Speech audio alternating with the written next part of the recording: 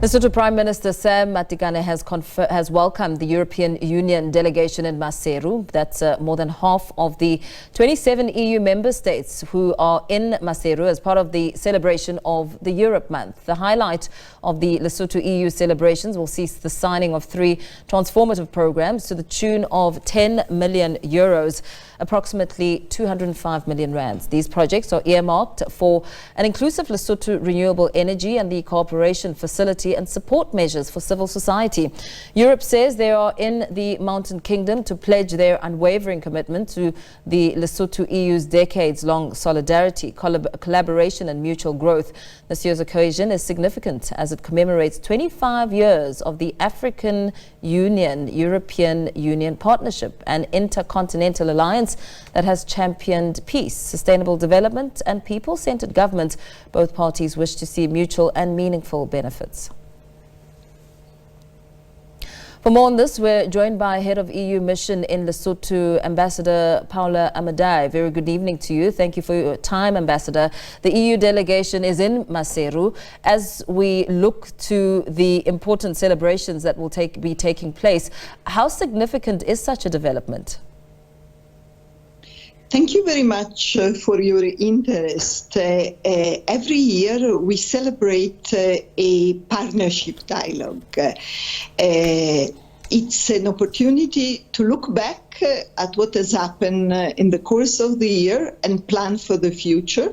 It's an opportunity to look at the situation at regional and global level and check our notes.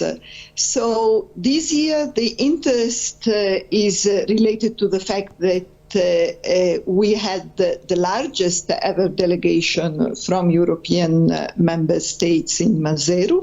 As you have mentioned it, 14 delegations came from Pretoria to take part in this exercise.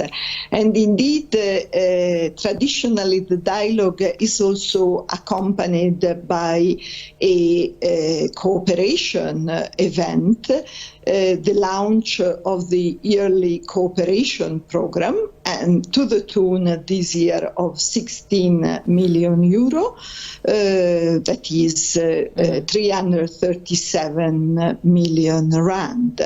So at the same time, we look at political development, at regional and global affairs, trade relation, but also at the Lesotho EU cooperation program. So with the EU being a vital partner for Lesotho for decades, and we're looking at providing humanitarian aid to diplomatic engagement through initiatives like the recently signed Samoa Agreement, how best should one interpret this growing and strengthening of relations between the country? The European Union has had a formal relation with Lesotho for the past 50 years. In 2026, we will celebrate our anniversary. And every year, we try to infuse new energy into the relation. We are a long-standing partner of Lesotho, but we try our best also to explore new avenues for cooperation and to as good friends and good partners too.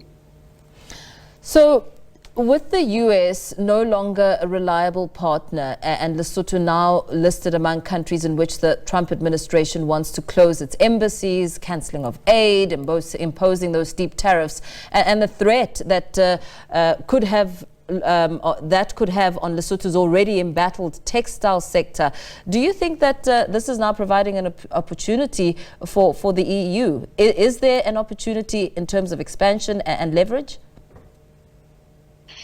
I think it's a mutual opportunity to look better maybe at some of the avenues of cooperation that in the past have not been used to their full potential.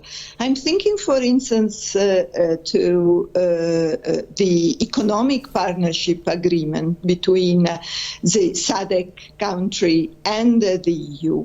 Lesotho, like the other SADC country, enjoys full quota and tariff-free access to the European market, the largest single market in the world. Yet, the Economic Partnership Agreement, or EPA in short, is not yet an household name in Lesotho. And we will be happy to see a more diversified export offer from Lesotho to the European Union. Already now, trade with the European Union contribute to the wealth of the country. We have Lesotho enjoy a large surplus in its export to the European Union. And we don't hold these against Lesotho. To the contrary, we are happy to look for further opportunities. You know, some critics have argued that Lesotho has never had to develop its own development path with hard choices and ownership of its destiny, and that there's always been a soft, diplomatically directed option, some sort of diplomatic empathy towards Lesotho. I mean, if we look at the last elections and, you know, the assistance of the EU and so forth, you've told me what Lesotho is benefiting, but what is in it for the EU? For the EU, there is, first of all, a commitment to end poverty, and therefore our commitment to support least developed country like Lesotho. There is also a commonality of values with Lesotho.